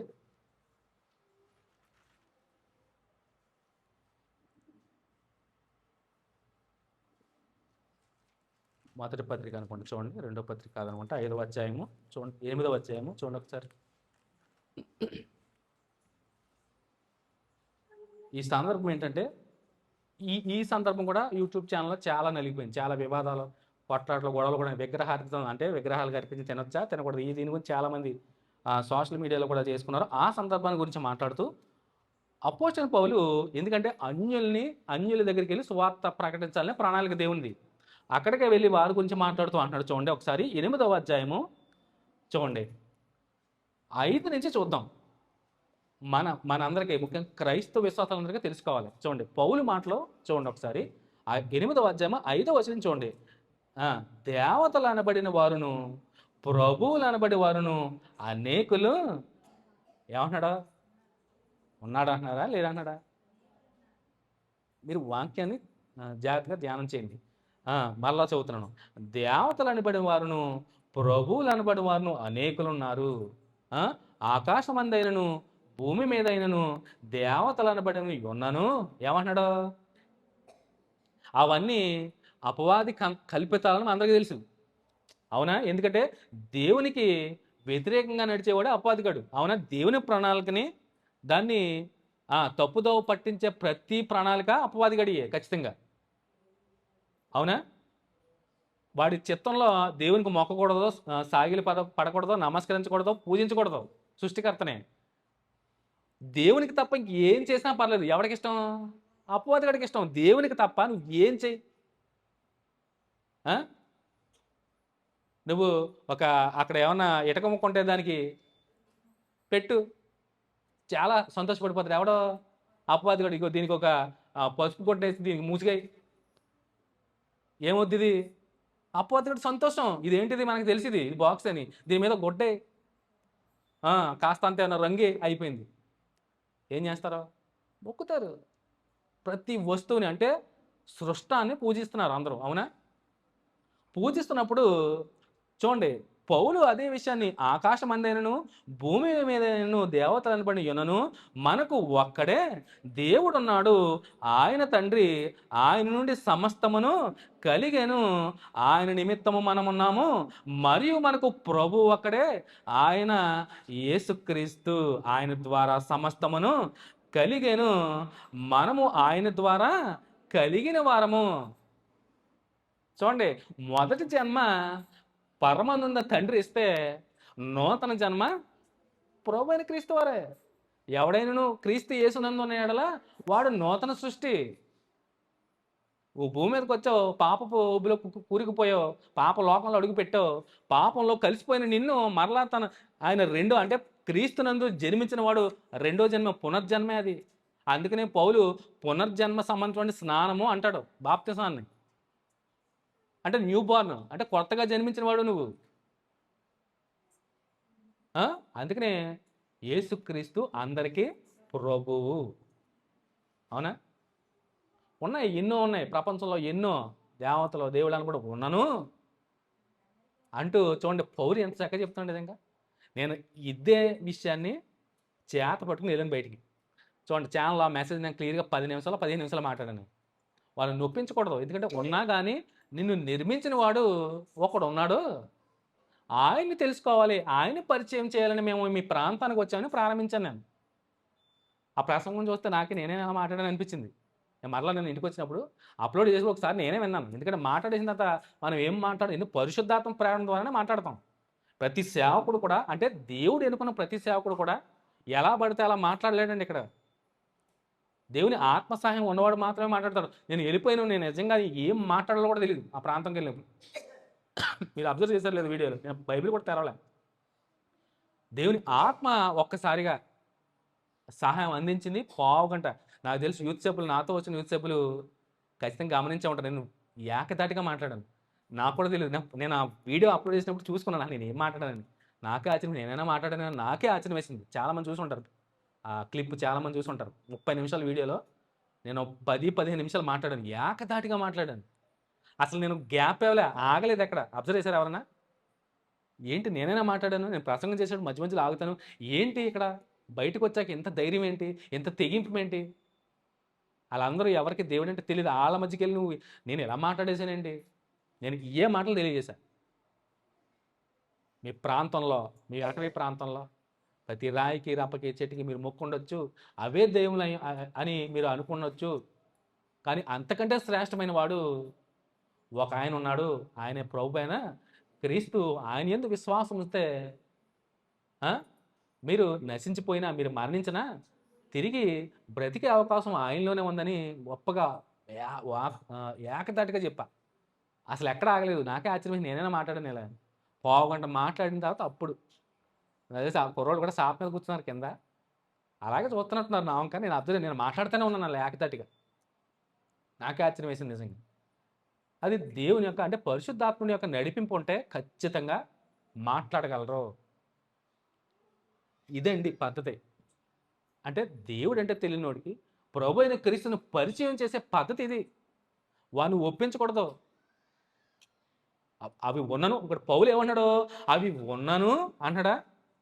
ఏమంటాడు చూడండి, ఆకాశం అందైనను భూమి మీదైనను దేవతలు అనబడినవి ఉన్నాను అంటున్నాడా? అంటే ఏం చెప్తున్నాడు వారికి? మీరు పూజించేవి, మీరు సేవించేవి ఉన్నను అంటూనే చూడండి, మనకు ఒక్కడే దేవుడు అన్నాడు. చూడండి ఎలా పరిచయం చేస్తున్నాడు. మనం నేర్చుకోవాలండి ఈ ఈ ఈ మాటలు, పౌలు మాటల ద్వారా ప్రతి ఒక్క క్రైస్తవ విశ్వాసం కూడా నేర్చుకోవాలి. మీకు చాలామంది ఫ్రెండ్స్ ఉండొచ్చు అన్యులు, వారికి దేవుణ్ణి క్రీస్తుని పరిచయం చేసే విధానం ఇదేనండి. పౌలుని చూసి నేర్చుకోవాలి మనం నిజంగా. ఉన్నను అని ఒప్పుకుంటూనే ఏం పరిచయం చేస్తున్నాడు? దేవుడు ఒక్కడే, అంటే నువ్వు ఒప్పించట్లే, నొప్పించట్లే. దేవుడు ఒక్కడే ఉన్నాడు, ఆయన తండ్రి, ఆయన నుండి సమస్తమును కలిగెను, ఆయన నిమిత్తము మనమున్నాము, మరియు మనకు ప్రభు ఒక్కడే, ఆయన యేసుక్రీస్తు, ఆయన ద్వారా సమస్తమును కలిగెను, మనము ఆయన ద్వారా కలిగిన వారము. మనము ఆయన ద్వారా కలిగిన వారం అంటే దేనికి? ఖచ్చితంగా ఒకే మీనింగ్ వచ్చేది అక్కడ. మనము అంటే తండ్రి ఏం చెప్తున్నాడు? ఆయన నుండి సమస్తము కలిగినాయి. అంటే భౌతిక సంబంధమైన జన్మ ఈ భూలోకానికి, అంటే ఈ భూమి మీదకి రప్పిస్తున్నటువంటి వారు ఎవరో పరమున్న తండ్రి అయితే చూడండి, రెండోది చూడండి ఇక్కడ మీరు అబ్జర్వ్ చేయండి.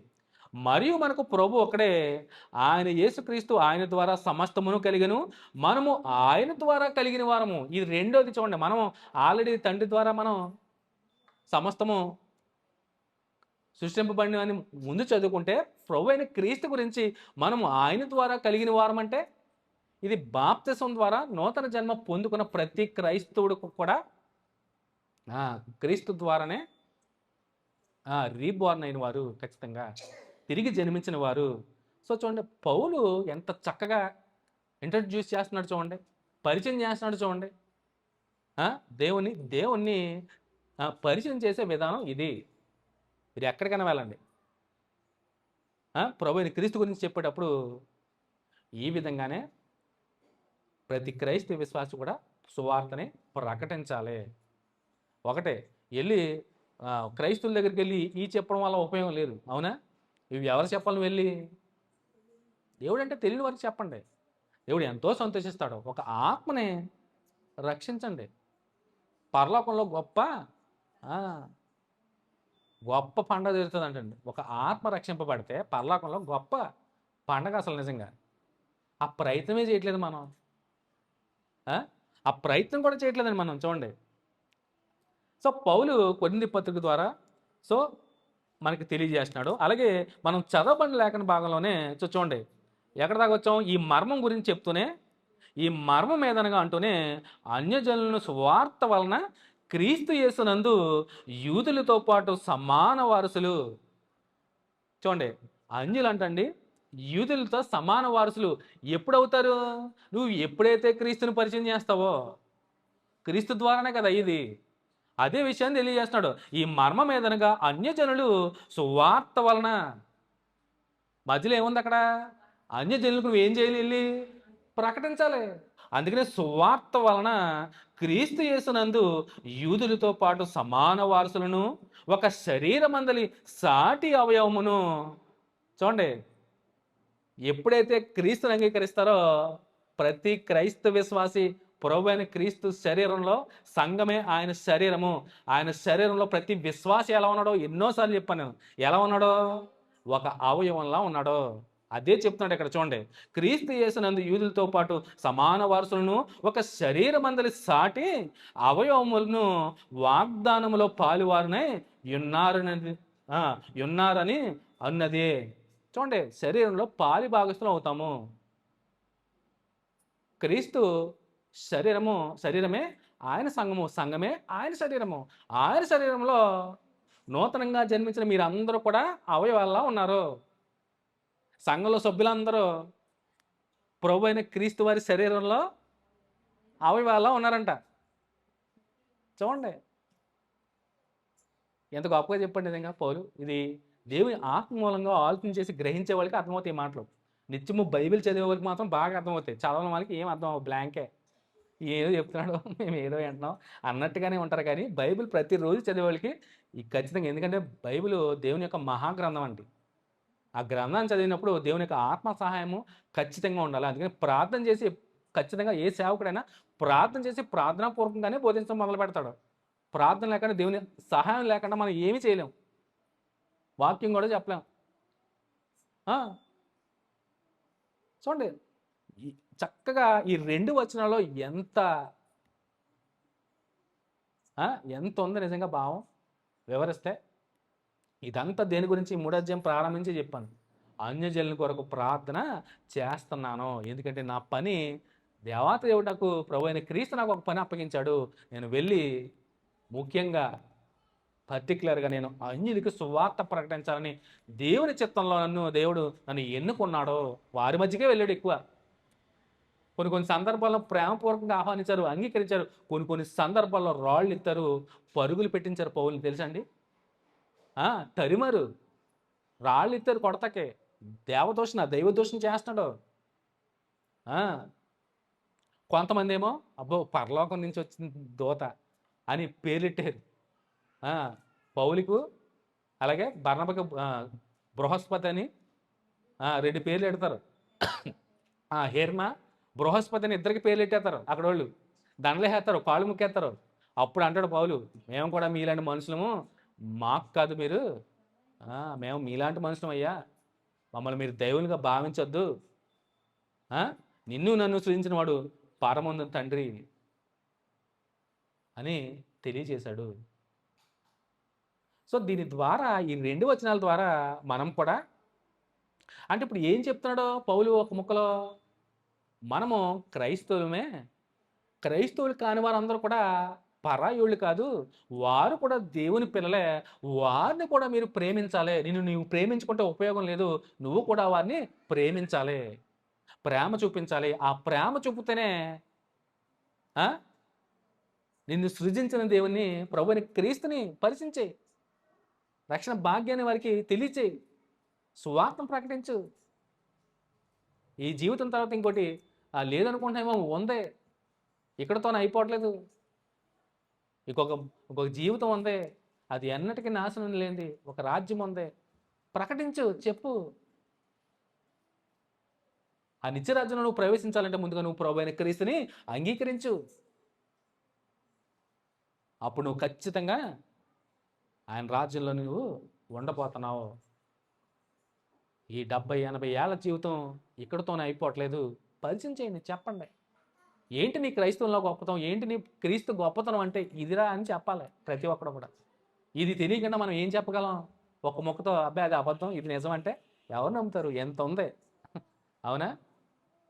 అబద్ధికుడు అన్నదానికి అది కాదు అని వివరించేదానికి చాలా తేడా ఉంటుందండి. అదిన పౌలు అంత గొప్పగా ఒప్పుకుంటూనే అంటే చెప్తున్నాడు. నేను చాలా సందర్భాలు చెప్పాను. మా ఫ్రెండ్స్ అందరూ సోదరులు హిందూసే, నా క్లాస్మేట్స్, నా ఎంటెక్ వాళ్ళు, బీటెక్ వాళ్ళు, ఎంటెక్ వాళ్ళు అందరూ కూడా అందరూ హిందూసే. వాళ్ళ జాతరలకు ఆటకి వెళ్ళి పిలిచినప్పుడు వెళ్ళేవాడిని చక్కగా. నేను చాలా క్వశ్చన్లు వేసేవాడిని. ఒక్కొక్క ఊరికి ఒక్కొక్కసారి జాతరలు జరుగుతూ ఉంటాయి. డౌట్లు రేజ్ చేసేవాడిని, ఏం సమాధానం చెప్పారు కదా వాళ్ళు. పలానా ఊర్లో ఒక జాతర, ఏదో ఉంటాయి కదా పేర్లు, ఆ జాతరలు చేసుకునేవారు. చక్కగా వెళ్ళి పిలుచుకొని, అది మేకపోతలు వేసుకునేవారు, ఆ భోజనం పిలిచేవారు. అప్పుడు వెళ్ళి ఫ్రెండ్స్ కాబట్టి వెళ్ళి తినేసేవాడిని, బాగానే ఉండేది అంతా. అప్పుడు అడిగేవాడిని, తెలియదు కదా అంటే రకరకాలు ఉంటారు, మీ అందరూ తెలిసే, నాకు తెలిసి, అవునా? పల్లెటూరులో ఆ గ్రామానికి సంబంధించిన, ఆ గ్రామ దేవతకు సంబంధించిన జాతరలు జరుగుతూ ఉంటాయి. నేను అడుగుతూ ఉండేవారు, ఇప్పుడు ఈ పక్క గ్రామ దేవత ఆ పక్క గ్రామాన్ని చూడదా అడిగేవాడిని. చాలాసార్లు అడిగేవాడిని. ఇప్పుడు మన సంవత్సరం ఉందండి, మన ఊరికి ఏదో ఉంటారు కదా, ఘనంగా చేస్తారు. చేసినప్పుడు ఆళ్ళనే పిలుస్తారు కానీ పొరుగు రోజులు ఇంకొకటి పిలవరు. అంటే స్నేహితులు పిలుచుకుంటారు కానీ, అంటే మన సంస్కృతం వరకేనా అనిపిస్తూ ఉంటుంది, అవునా? మీకు అర్థమైందమ్మా? ఇప్పుడు గోపురంలో ఒక దేవత ఉంటుంది, సంస్కృతంలో ఒకటి ఉంటుంది, ఇక్కడ డీమోపురంలో ఒకటి ఉంటుంది, ఈ పక్క వెళ్తే ఇక్కడ ఎవరిది తిమరాజపాలెమా, సరౌండింగ్స్లో ఉన్నారు. ఒక్కొక్క గ్రామానికి ఆ గ్రామానికి సంబంధించినవి ఉంటారు, అవునా? కొన్ని సంవత్సరాలకే తర్వాత కొంతమందిని జాతర కింద చేస్తూ ఉంటారు. నేను ఒకటే అడిగోండి, ఒరే మా సంస్కృతం దేవత మీ భీమపురం మనుషుల్ని చూడదా, కాయదా, కాపాడదా అని అడిగోండి. రీసెంట్గా విద్యాసంలో వచ్చినప్పుడు నేను ఫ్రెండ్ దగ్గరికి వెళ్ళినప్పుడు అడిగేవాడిని. 5 years బ్యాక్, అప్పుడు నేను ఇంకా రాలేదు సేవలోకి. అడిగేవాడిని, ఒరే నేను సంశుడం కదా, నేను వచ్చాను కదా మీ ఇంటికి, నన్ను చూడదారా మీ విద్యాసనం ఏదో పేరు ఉంటుంది అంటే మీ ఊరి ప్రజలనే చూస్తుందా, కానీ మా దేవుడు మొత్తం అందరినీ సమానంగా చూస్తాడు. అందరినీ ప్రేమిస్తాడు సమానంగా. అంటే ప్రొటెక్ట్ చేసేది మీ మీ మీ విద్యాసనం వరకేనా అని అడిగేవాడిని. అది ఏం చెప్పాలో తెలియదు కదా, ఇక అవన్నీ నాకు తెలియదు అనేవాడు. అంతే కదండి, ఇప్పుడు మన సంవత్సరం ఘనంగా చేస్తారు ఏదో జాతర, ఇక్కడ వరకేనా? ఇంకా పక్క ఊరోళ్ళని చూడరా, ఇంకా పక్క ఊరోళ్ళని చూడరా? అందుకనే పౌలు ఏమంటాడో, అనేక మంది ఉన్నను దేవుడు ఒక్కడే అన్నాడు. చూడండి, వాళ్ళని హట్ చేయకుండా, వాళ్ళని కించపరచకుండా, ఆ, తెలియని దేవుని మీరు ఆరాధిస్తున్నారో, మాకు తెలిసినటువంటి దేవుని మేము ప్రకటిస్తున్నామని మొదలు పెడతాడు పౌలు ఎక్కడికైనా. చూడండి ప్రసంగాల్లో, తెలియని దేవుని మీరు ఆరాధిస్తున్నారు, మాకు తెలిసినటువంటి నిత్య జీవ ప్రదాత గురించి, సృష్టికర్తను మేము మీకు పరిచయం చేయడానికి వచ్చాం అంటాడు సువార్త ప్రయాణాల్లో. అద్భుతం కదండి. అంత ధైర్యం ఉంటేనే సువార్తకే బయటికి వెళ్ళాలి. అలా వెళ్ళిన వాళ్ళందరి మీదకి కొంతమంది ప్రేమపూర్వకంగా ఆదరిస్తున్నారు, కొంతమంది పరిగెట్టిస్తున్నారు. ఇక్కడ లోకంలో కూడా చాలామంది మనం యూట్యూబ్ ఛానల్లో కూడా చూస్తూ ఉంటాం, న్యూస్లో కూడా వస్తూ ఉంటాం, సోషల్ మీడియాలో కొడుతున్నారు, ఆ బురద నీళ్ళు వేస్తున్నారు, ప్యాడ్ నీళ్ళు వేస్తున్నారు, బట్టలు చింపేస్తున్నారు, ఆ బైబిల్ అని కాల్ చేస్తున్నారు, పత్రికలను ఇసిరేస్తున్నారు. చాలా జరుగుతున్నాయి. అలాంటి తెగువ నీకుంటే అంటే ముందుగా నీకు మాట్లాడడం రావాలి. ముందు అన్యుల దగ్గరికి వెళ్ళి నువ్వు సువార్త ఎలా ప్రకటించాలో తెలుసుకోవాలి. నువ్వు వారిని ప్రేమించాలి, ప్రేమపూర్వకంగా చెప్పాలి. వారు విన్నారా, విశ్వసిస్తారా, అంతే. లేదా విడిచిపెట్టి వందనాలు చెప్పి వచ్చాయి, అంతే. అది సువార్త అండి.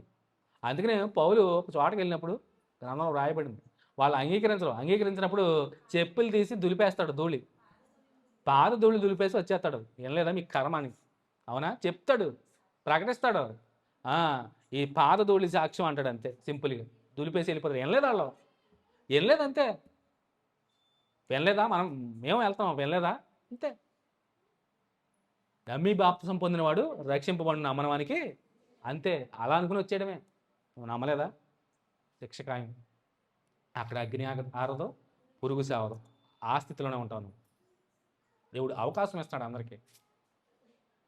దేవుడు రాక సమీపంగా ఉందని అంటున్నారు, కానీ నాకు తెలిసి సమీపంగా ఉన్నా కానీ ఇంకా ఆయన చిత్తం ఫుల్ఫిల్ అవ్వలేదు. ఎందుకంటే సువార్త ప్రతి ఒక్కరికి ఎప్పుడైతే చేరుతుందో అప్పుడే ఆయన రాకడ. గుర్తుపెట్టుకోండి, ఇంకెక్కడ చేరిందండి? మన భారతదేశంలోనే ఇంకా ఏం లేదు, తక్కువ, చాలా. 7%, 3% అన్నారు మన ఏ లెక్కలో. భారతదేశం మొత్తం మీద క్రైస్తవ విశ్వాసులు ఉందంటండి 3%, 4% అన్నారు ఈ భారతదేశం. అంటే ఇంకెంత ఉంది, ఇంకెంత కోత ఉంది. పనివారు లేదు. ఒకవేళ పనివారు ఉన్నారా, ఏ పని చేస్తారో దండుకోవడం, అంతే కదా, వ్యాపారాలు చేయడమే కదా. ఇదే నిజమైన సువార్త ఎవరు చేస్తున్నారండి? ఎవరు చేయట్లే. అందరూ వ్యాపారం చేసేసుకున్నారు, కానీ పెద్ద పెద్ద వాళ్ళు కూడానే. నన్ను అడిగితే చిన్న చిన్న సంఘాలు, పేద సేవకులు ఏమనిపిస్తూ ఉంటుంది, వాళ్ళే యథార్థంగా చేయగలరు ఖచ్చితంగా. వారికి తెలుసు శ్రమలేంటో, కష్టాలేంటో. ఖచ్చితంగా దేవుని చూపు వాళ్ళ మీద ఉంటుంది, కానీ పెద్ద పెద్ద చర్చలు ఉన్న వాళ్ళ మీద, పెద్ద పెద్ద లక్షల మంది వచ్చేవాళ్ళ మీద ఏదో ఉందనుకుంటాం మనం.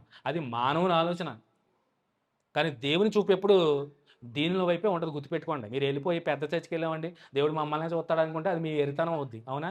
నేను ఎన్నోసార్లు హెచ్చరించాను. పేద విధవరాలు చిన్న కానుక వేసింది, అంతకుమించి చేసిన వాళ్ళు అందరూ ఉన్నారు, కానీ ఆ కానుకల పెట్టిలో ఆ కానుకని ఎంచాడు ఘనంగా.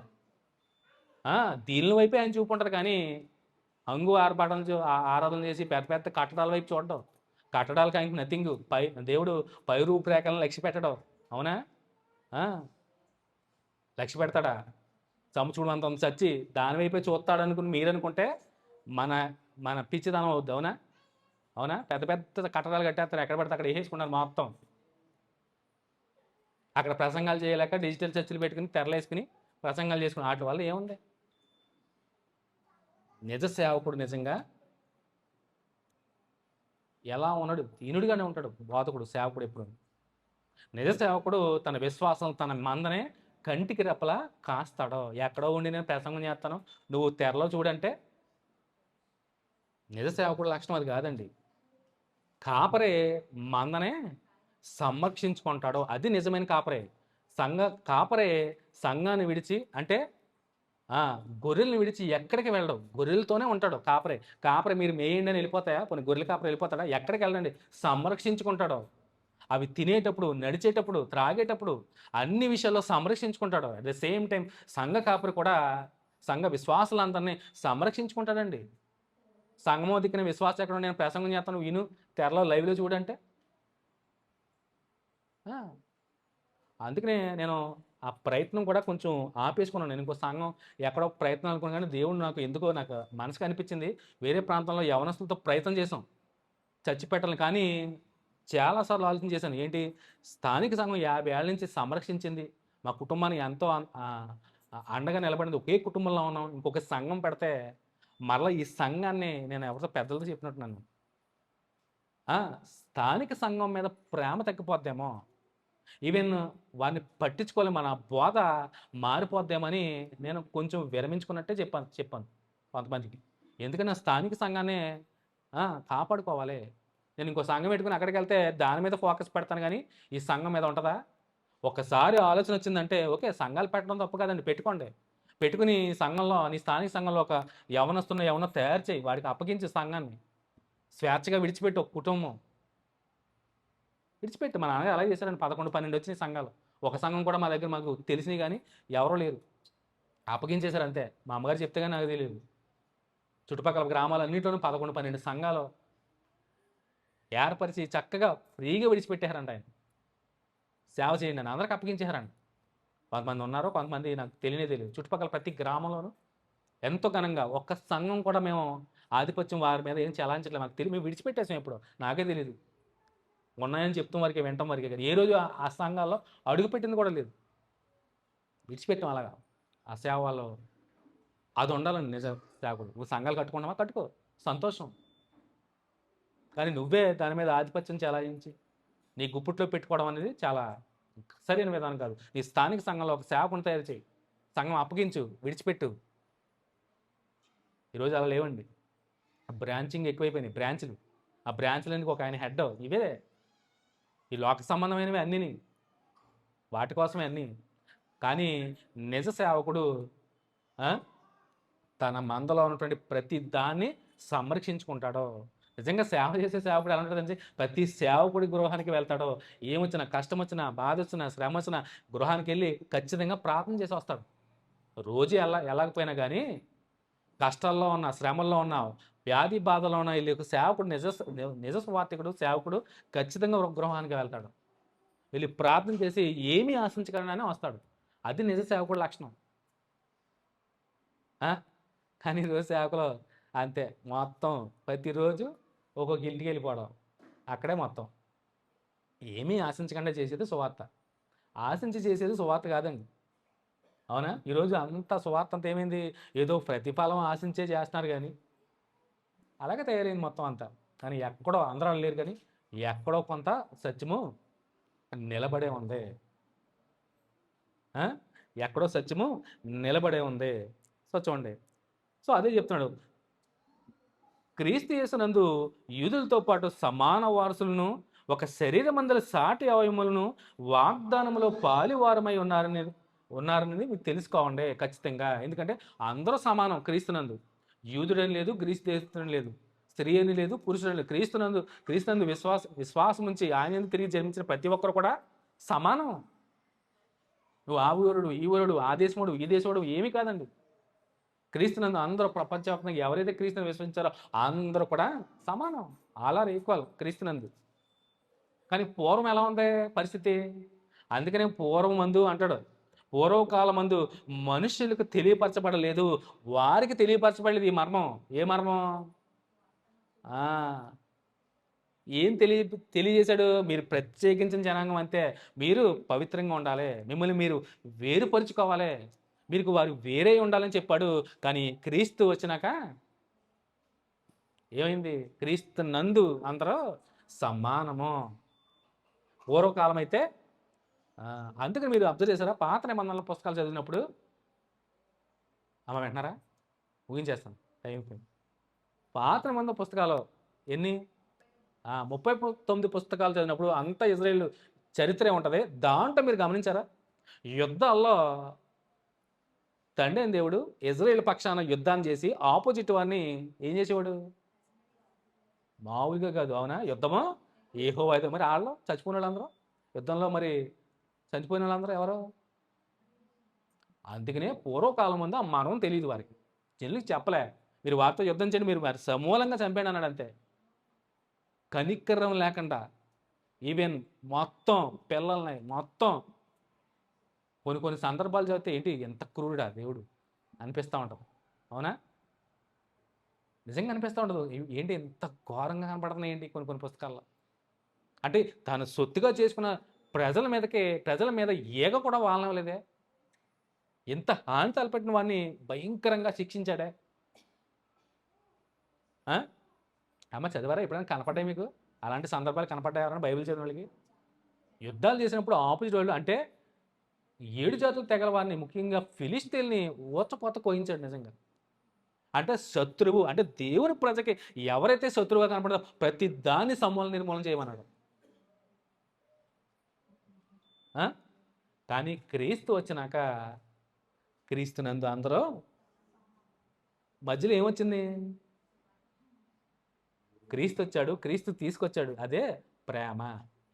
అందుకనే మత్తయి సువార్త ఎలా చదువు, నువ్వు ప్రేమించుకుంటే ఫలితం లేదు, ఈ పొరుగువాని నిన్ను వలి నీ పొరుగువాని ప్రేమించాలి ప్రేమస్వరూపిగా. ఆ ప్రేమ ప్రత్యక్షమైంది ఆయనే మన ప్రభు అయిన క్రీస్తు. నిజంగా క్రీస్తునందు జన్మించడం అంటే నిజ క్రైస్తవుడు ఎవరి మీద కోప్పడ్డం, ఎవరి మీద అరవడం, ఎవరితో గొడవలు పెట్టుకోడు, అసూయ, కలహాలు, కల్మషాలు, ద్వేషం, ఇవి ఏమీ ఉండవండి నిజ క్రైస్తవుడికి. అసలు కోపమే రాదు. సాధు స్వభావం, మృదు స్వభావం గలవాడు క్రైస్తవుడు. ఎన్నోసార్లు చెప్పాను నేను. ఈ లక్షణాలు ఉన్నాయా నిజ క్రైస్తవుడు? ప్యూర్ క్రిస్టియన్ లేవా? ఆ క్రైస్తవుడే కాదు, ఏదో పేరుకి క్రైస్తవుడే, నామకార్థ క్రైస్తవుడే. మేము క్రైస్తవులు అండి, మేము భక్తిపరులం అనుకున్నావా? ముందు చెక్ చేసుకో, ఎన్ని లక్షణాలు ఉన్నాయా చెక్ చేసుకో. ఇవేం లేవా? నువ్వు క్రైస్తవుడే కాదు. ఇతరుని ప్రేమించేవాడే. నీ ఇంట్లో వాళ్ళని, నీ బంధువులని ప్రేమించడం కాదు, కానీ నీ పొరుగు వాడిని ప్రేమించాలి. అందులో నువ్వు ముఖ్యంగా అన్యుల్ని ప్రేమించమని చెప్తున్నాడు పౌలు. ఇదే ఈరోజు. ఎందుకంటే మేము స్వార్థ ప్రయాణానికి వెళ్ళినప్పుడు ఒకటే అనిపించింది, క్రైస్తవులకు స్వార్థ చెప్పా. అందుకే నేను చర్చిలో ఉన్న ఏరియాలో అసలు చేయలే. అక్కడ మేము మార్గ మధ్యలో ఆగాం, కానీ ఓకే ఇక్కడ అవసరం లేదు. నిజంగా ఆగాం మేము. క్రీస్తు సంఘం కూడా కనపడింది, ఫోటో కూడా తీసుకున్నాం అక్కడ. పులి రామన్న గుడి అంటే ఏదో ఊరు, మొన్న ఏదో పులి తిరిగింది అన్న చూసారా? ఆ ఊరికి ముందూరే మేము వెళ్ళింది. ఏది దెప్పకాయలు కూడా ఏదో అక్కడ తిరుగుతుందని ఏరు కదా మన సోషల్ మీడియాలో. ఆ ఊరి దాటే వెళ్ళాం మేము. అక్కడ చర్చి కనపడితే ఇంకా అవసరం లేదని వచ్చాం మేము. వెంటనే ఎక్కేసాం కాదు, దిగాము, పత్రికలను తీసుకుని ఓకే ఇక్కడ అవసరం లేదు, క్రీస్తు గురించి ఖచ్చితంగా తెలిసి ఇక్కడ ప్రాంతం వారికి అవసరం లేదు. ఇంకా అక్కడ తెలియని వారికి నువ్వు వెళ్ళి తెలియచేయడమే అది సువార్త అంటే. అన్నీ తెలిసిన దగ్గరికి వెళ్ళి నువ్వు వెళ్ళి ఏం ఉపయోగం? ఏం ఉండదు. నీ వారిని నువ్వు ప్రేమించుకుంటే ఉపయోగం ఏంటన్నట్టుగానే ఉంటుంది. సువార్త తెలిసినోడికి వెళ్ళి సువార్త చెప్పడం అనేది అట్టి రీతిగానే అలాగే ఉంటుంది ప్రాముఖ్యంగా. సో ఏదేమైనా కానీ ముఖ్యంగా మనము కేవలం మనమే క్రైస్తవులకే అన్నీ ఉంటాయి అని మనం అనుకుంటే అది పొరపాటు అని చెప్తున్నాడు. ఒక రకంగా చెప్పాలంటే మీరే క్రైస్తవులనే ప్రేమించుకోండి, ఇతరులు మీరు ద్వేషించండి అని ఖచ్చితంగా ఆయన ఏం చెప్పట్లేదు. విమర్శించొద్దు, వారిని ప్రేమపూర్వకంగా వారిని ఆదరించండి, హక్కుని చేర్చుకోండి, ముందుగా ప్రేమించండి, ఆ ప్రేమ ద్వారా పరిచయం చేయండి. ఖచ్చితంగా వారు నువ్వు చెప్పేది వింటారు, లేదంటే గొడవ మిగులుతుంది అక్కడ. గొడవలు అంతనే జరుగుతున్నాయండి బయట. చెప్పడం రాక, సువార్త ఎలా చేయాలో అన్యుల మధ్య తెలియక ఇదవుతున్నారు. అలా జరుగుతున్నాయి తప్పితే ప్రేమపూర్వకంగా చెప్పండి. వద్దండి రైట్ వందనాలు చెప్పొచ్చేయండి. సో మీరు కూడా ఎవరైనా అన్యులకు సువార్త చెప్పేటప్పుడు అలాంటి సందర్భం మీకు ఎదురైనప్పుడు పౌలు మాటలను జ్ఞాపకం చేసుకోండి. పౌలు చెప్తున్నాడు, ఇందాక చదివించాను నేను కొరింథీ పత్రికలో, అనేకములైన ఉన్నను దేవుడు ఒక్కడే. చక్కగా వివరించాడు. ఆ మాటలు జ్ఞాపకం చేసుకోండి. అంతేగాని మనం ద్వేషించే స్వభావం గలవారు కాదని, ప్రతి క్రైస్తవుడు కూడా ప్రేమించేవాడు, ప్రేమ కలిగిన వాడని ప్రతి ఒక్కరు కూడా మరి తెలుసుకుంటూనే, మరి ఒక క్రైస్తవుడు అన్యుల విషయంలో ఎలా నడుచుకోవాలి, సో ఇట్టి రీతిగా నడుచుకుంటూ, సో మనము మనల్ని ఎలా అయితే మన పొరుగు వారిని, మన బంధువుల్ని, మన మిత్రుల్ని మొత్తం అందరినీ ఎలా అయితే రక్త సంబంధికుల మధ్య ఎలాంటి ప్రేమ ఉంటుందో అలాంటి ప్రేమ కూడా నువ్వు అన్యుల ఎడల చూపించాలి. ఎందుకంటే వారు క్రీస్తునందు ఏమంటాడు, ఈ యూదులతో పాటు సమాన వారసులు. యూదులు దేవుని పిల్లలు పూర్వకాలమందు. వాళ్ళు తప్పితే వేరే వాళ్ళందరూ శత్రువులే దేవునికి. అవునా? యూదులు ప్రత్యేకించిన జనాంగం, వారు కాని వారందరూ దేవునికి విరోధులే, శత్రువులే. అందుకని కనికరం లేకుండా వీళ్ళ మీదకి వస్తే వీరి తరపు పోరాడి విజయాలను అందించేవాడు. కానీ క్రీస్తునందు కూడా చూడండి, ఇప్పుడు సువార్త వలన క్రీస్తు యేసునందు యూదులతో పాటు, అంటే వారితో పాటు అట్ ది సేమ్ టైం ఇప్పుడు ఉన్నటువంటి అన్యులతో పాటు ఎప్పుడవుతారో అన్యులకు సువార్త ఎప్పుడైతే చేరుతుందో ఆ సువార్త వలన క్రీస్తు యేసునందు యూదులతో పాటు సమాన వారసులను, ఒక శరీరమందుల సాటి అవయమును వాగ్దానములో పాలువారమై ఉన్నారన్నదే ఇది. సో అందరికీ ప్రభువు ఒక్కడే, ఆయనే మన ప్రభు అయిన యేసుక్రీస్తు వారు. ఇదే నువ్వు చెప్పాల్సింది. ఇది కాక నువ్వు ఏం చెప్పినా ఏమైనా జరగచ్చు. అవునా? బయటికి వెళ్ళినప్పుడు చక్కగా ప్రేమపూర్వకంగా చెప్పండి సువార్త. సో మీకు తెలియదా మాట్లాడకండి, దయించి అంతే. సో ప్రేమించండి. సో నిన్ను వల్లనే పొరుగు వారిని ప్రేమించిన ప్రభు అని క్రీస్తు వారిని మాటలు హృదయాల్లో భద్రపరుచుకొని, సో వారు కూడా మనవారే. ఎవరు? దేవుని ఎరగినటువంటి వారు కూడా మనవారే. ఎప్పుడు అవుతారు? క్రీస్తుని ఎప్పుడైతే అంగీకరిస్తారో. అలా అంగీకరించాలంటే నువ్వు క్రీస్తు గురించి తెలియచేయాలి. అదే సువార్త. ప్రతి ఒక్కరి మీద ఆ భారం ఉందని మరి తెలుసుకుంటూ, దేవుని యొక్క ఆత్మ సహాయము మరి మీకు తోడై ఉండి, అలాంటి పరిస్థితుల్లో ఏమైనా వస్తే కనుక ఖచ్చితంగా ప్రార్థనాపూర్వకంగా మీరు సువార్త ప్రకటించండి. దేవుని ఆత్మ సహాయము మీకును మీ కుటుంబాలకి తోడై ఉండును గాక.